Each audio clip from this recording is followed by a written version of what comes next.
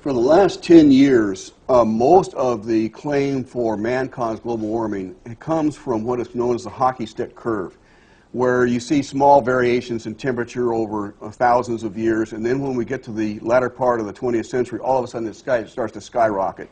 It's like a hockey stick on its edge. Speaking of goal, what does a hockey stick have to do with all this? Well, this goes back to the start of it all.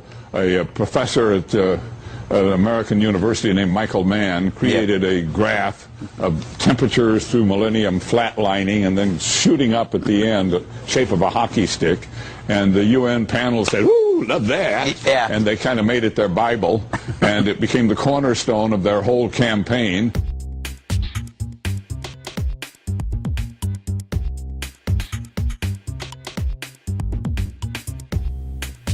Dr. Richard Alley is one of the most experienced, respected, and honored experts on climate and paleoclimate in the world. His lectures at Penn State University and appearances on Capitol Hill are legendary for their wit and clarity. In a recent speech at Penn State University, Dr. Alley mentioned hearing the "it's all based on the hockey stick" canard from a highly placed congressional aide. So we're down there. We're meeting with the staff after having talked to the congressional people, and a staff member, a high staff member, on a committee that deals with science. This is their job, is to deal with science. The staff member who has the Congress people's ear says, "I didn't take science in school. I don't know science. I don't like science, but you scientists are wrong. You don't know what you're talking about." Okay, and then says, "Okay, I know that the basis for global warming is a hockey stick that's broken."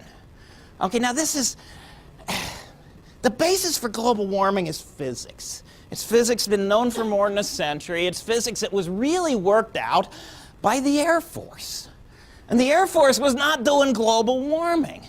They're communicating, they're operating, and in World War II they say, hey, we better understand the atmosphere and we understand how energy works in the atmosphere. And then they said, you know, the hot exhaust of that enemy bomber is a target for a heat-seeking missile. And I'm going to need a sensor that sees the heat of that.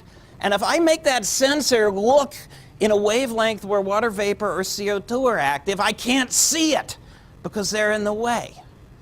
And they got a bunch of physicists who said, you know, CO2 and water vapor block some things.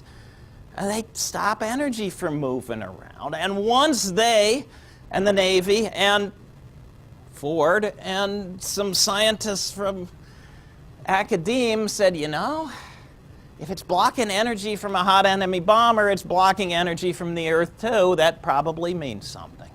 And that's really the basis of global warming. Now, we click forward here a little bit.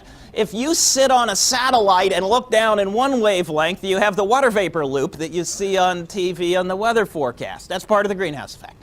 If you look at another wavelength, right in here, this is the energy going to space seen by the satellite that is cooling the Earth off.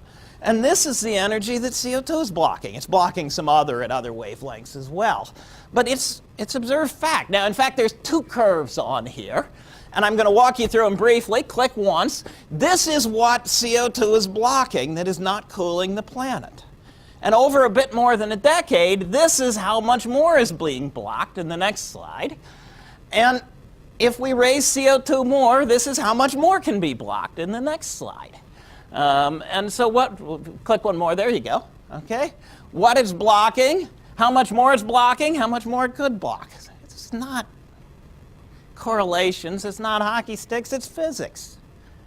Okay, so click the next one. Now, this staff member is sitting there telling me, you know, I didn't take science, I don't know science, I don't like science, but I'm going to tell you that you're basing global warming on a hockey stick. No, we're not. We're basing it on something that a satellite measures, okay? What actually happened is somebody who was going to argue against doing anything about global warming gave this person the story rather than getting it from the scientific community. As for that hockey stick, it's longer and stronger than ever. And it's been replicated numerous times using a variety of different temperature indicators. It's not the proof of the physics of greenhouse gases. It's evidence of the effects that they're already having, and a warning for what may yet happen if human beings fail to wake up in time from climate denial disinformation.